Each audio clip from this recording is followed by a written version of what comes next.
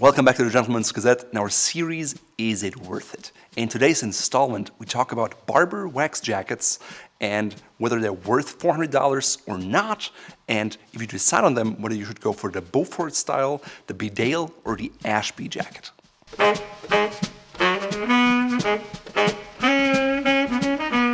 The Barbour wax jacket is probably one of the most iconic pieces of men's outerwear there is.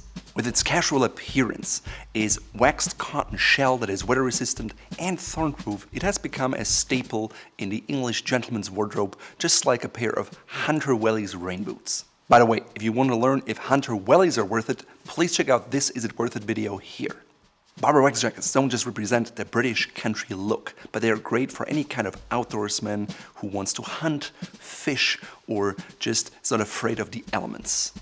Over the years, the brand Barbour has become synonymous with waxed cotton jackets that many just call them Barbour jackets, even though Barbour produces a range of jackets that are not waxed cotton. Because Barbour has such a huge range of outdoor jackets, we picked the most classic 3 waxed cotton jackets and compared them to one another. Those are the Barbour Beaufort, the Barbour Bedale, and the Barbour Ashby. Before we focus on the features, differences, and similarities of those 3 jackets, let's dive a little bit into the history of Barbour. The company was started in 1894 by the Scotsman John Barbour in South Shields in England, and back then he was an importer of oilcloth. During World War II, Barbour produced the waterproof suits for the British submarine service. After the war, Barbour continued to produce and market its weatherproof garments, particularly to sportsmen. It took until 1974 until His Royal Highness the Duke of Edinburgh gave Barbour the first royal warrant. Basically, a royal warrant means that you can supply your goods to the monarch and his family, and to learn more about it, please check out this guide here. The Queen followed with a royal warrant in 1982, followed by Prince Charles in 1987. In 1983, the Beaufort model was introduced, which is probably the most well-known waxed cotton jacket out of the 3 we have here. The company Barbour is still owned by the 5th generation family of Barbour, and interestingly, you cannot buy the jackets directly from them, but just from distributors and stores. They even have a shop locator on their website, and they have a very widespread dealer network, so it's very easy to find a Barbour jacket no matter where you are in the world. So now that you know a bit about the history of Barbour, let's look at the differences and similarities of the Barbour Beaufort, Bedale, and Ashby jackets. First, let me talk about the things they have in common. They're all made out of 100% cotton canvas that's about 6 ounces heavy, and it's overall a medium weight. It is then treated with a silk oil wax that gives it its typical weatherproof characteristics. It also provides this matte, satin, shiny finish that a lot of people like. Over the years, it will develop a patina that becomes very characteristic of a waxed cotton jacket. All 3 jackets have the typical washed corduroy collar, which gives it a typical country look. To learn everything you ever wanted to know about corduroy, please check out this video here. All 3 Barbour jackets feature moleskin-lined hand warmer pockets. They also have raglan sleeves as well as roomy bellows pockets. They feature snap buttons just like the storm flap, which allows you to keep your collar together when it's really rainy and the elements are hard on you. For all 3 of them, you can buy a snap-on hood for $49 or a zip-in liner for $129. They all feature a nice brass double zipper from YKK that is built to last. All 3 jackets are suitable for damp, cooler, and moist climates such as England or Scotland. If you live in a very cold area, they're probably best suited for spring or for fall. Now that you know the similarities, let's talk about the differences. The Barbour Beaufort retails for $399 versus the Bedale, which is just $379, and the Ashby is again $399. The Beaufort and the Bedale feature a full traditional classic cut that is straight in the hips. It's very roomy. It allows you to layer something underneath of it, such as a cardigan, maybe a sweater, or even a tweed jacket.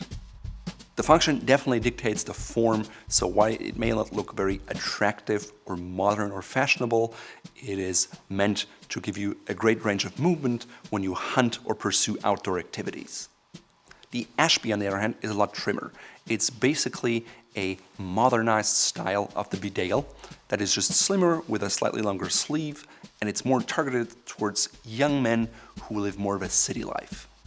The Ashby really doesn't allow you to have a lot of layers underneath because the sleeves are too tight, and so it's best worn with maybe a shirt or a thin sweater. When you wear different jackets, you can clearly tell that the Ashby has less range of movement. While both the Beaufort and the Bedale come in 10 or 11 sizes in 2-inch increments such as 34 or 36, 42 or 44, the Ashby just comes in 6 sizes ranging from small, medium, large, extra large, XXL and XXL. The Beaufort jacket is cut longer and about 2.5 inches longer than both the Bedale or the Ashby. This extra length comes in handy, for example, if you want to wear a jacket underneath that would otherwise poke out. The Beaufort is the most useful jacket for hunters because it has a zippered game pocket in the back that's quite roomy. Both the Ashby and the Bedale don't have a pocket like that, as they're more targeted towards the urban outdoorsman. While the Beaufort has no vents in the back and a full Barbour tartan lining, both the Bedale and the Ashby have a half tartan lining with a polyester drip zip at the bottom and side vents that have snap buttons, so they give you a little extra room, especially if you have a big bum.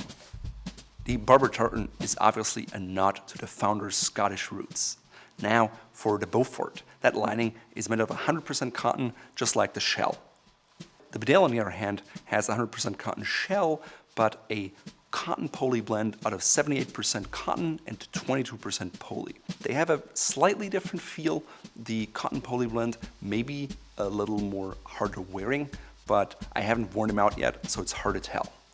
The Ashby is different yet again, in the sense that it has 100% cotton outer shell and 100% cotton half lining, but the sleeves are all lined in polyester, versus the Beaufort and the Bedale, they have the same tartan lining in the sleeves. The Beaufort jacket has wind guards on your sleeves, which come in quite handy, and they have a little Velcro adjuster. However, they're not really soft and don't feel too great on your skin, but they'll do the job and keep the wind out. The Bedale jacket has ribbed, knitted wind guards, which are much more comfortable and better than the ones on the Beaufort. The Ashby, on the other hand, has no wind guards, and again, it clearly is not made to be super functional, it's more about the looks. When it comes to inside pockets, the Bedale has one on the right, the Ashby has one on the left, and the Beaufort doesn't have one at all. If you look at those jackets, they look all very quintessentially British, yet when you look at the made in label, there are some differences. While the Beaufort and the Bedale are still made in England, the more modern Ashby one is made in Moldova. I guess the Ashby is not just more modern in terms of the cut, but also in terms of globalization. They say each Barbour wax jacket is made out of more than 10,000 stitches, and obviously I haven't checked on that, but overall the construction of the jackets seems really well and made for durability. So now the big question, is a Barbour wax jacket worth it? I think the Beaufort jacket is very iconic and truly something that you could wear for decades to come. One of the few downsides is maybe that a lot of other people have these jackets, so you're hardly unique when you wear it. Another con that I found is that throughout the sizes, the sleeves are all rather short. Personally, I have rather long arms, so it's always a challenge because you either have to size up, which gives you a much roomier jacket that probably is too big for you, just to get the sleeve length right. Because the Bedale has these ribbed sleeve guards, it probably adds another 1.5 centimeters or about half an inch in length on your sleeve, which is one of the reasons I prefer that one the most out of the three. If you prefer a slimmer or trimmer look, the Ashby is your only option, and if you want something really functional for hunters with a game pocket, then get the Beaufort. I'm not a game hunter or shooter, and because of that, the Bedale really serves my purposes best. So who's the Barbour wax jacket made for? I've seen many men wearing it in an office context, and personally I find it's a bit too casual for that, and it's best for outdoors activities, maybe getting the groceries or hanging out with the kids on the weekends. Of course, you can also wear it for more hardcore outdoor activities, but we covered that earlier. If you want a casual companion for your jeans, chinos, corduroys, sweaters, and cardigans, the Barbour wax jacket is definitely worth it. Apart from that, there are also not many other companies to produce a lot of wax jackets, and not many of them have the same commitment to quality and to durability as Barbour has. Why do I say that? Well, Barbour jackets need quite a bit of maintenance. Barbour suggests that you have your jacket re-waxed every year. In my book, that's a little much. I've seen many people who haven't re-waxed for 2 or 3 years and the jackets are still fine. I guess it all comes down to how often you wear the jacket. You can either do it yourself or just send it to Barbour and have them do it. They also offer repair services for zippers and all kinds of things, so they truly have a commitment for durability in their garments. That being said, the jacket is a little more finicky. You can't just wash it in the washing machine. You're also not supposed to use any detergent or solvents on it because that would damage the surface. If you consider that the jackets cost either $399 or $379, I think it's totally worth it, especially if you consider the longevity and the cost per wear. It's one of those jackets that's really hard wearing, and we unequivocally think that it's worth its money. Now, with a little bit of luck, you may even find them on sale. Typically, I've seen they're more on sale from smaller retailers that don't carry the entire range of Barbour, but maybe just a few jackets, and if the Bedale or the Beaufort is one of them, and they just have limited sizes, or maybe they want to discontinue it, you may find it for $150 or $200. At that point, it's a no-brainer, and you should definitely go for it. That being said, because Barbour is so popular, there are also lots of fakes out there, so beware of used goods on eBay and so forth, unless you can truly authenticate that it's the real deal. In another Is It Worth It video, we covered the Barracuda G9 jacket, which is in a similar price range, yet it's quite different. The cut is a lot trimmer at the Barracuda, the Barbours are wider, and the waxed cotton jacket is a more country feel, versus the Barracuda G9 has, to me, more of a modern feel, even though it was made and designed in the 30s. In my mind, it's not an either or between the Barracuda or the Barbour wax jacket, but I think they complement each other very well. The Barracuda is a lot slimmer and maybe a bit more dressier, versus the Barbour is more hard wearing and for outdoorsy activities. Frankly, between the Barracuda G9 and any of the Barbour wax jackets, I think your casual jacket needs as a classic gentleman are pretty well covered. In terms of value and attention to detail, I think the Beaufort and the Bedale are definitely my favorites. Not only are they made in England, where it's more expensive to produce than in Moldova, but at the same time, they also have the full sleeve lining and the wind guards, which the Ashby doesn't have. At the same time, I like the look of the Ashby more, simply because it's slimmer and trimmer and just a little more contemporary. At the end of the day, there is a cotton wax jacket for most men out there, and I hope this video helped you to find one that you like. If you enjoyed this video, please check out the other videos in our Is It Worth It series, because I'm sure you'll find them helpful as well.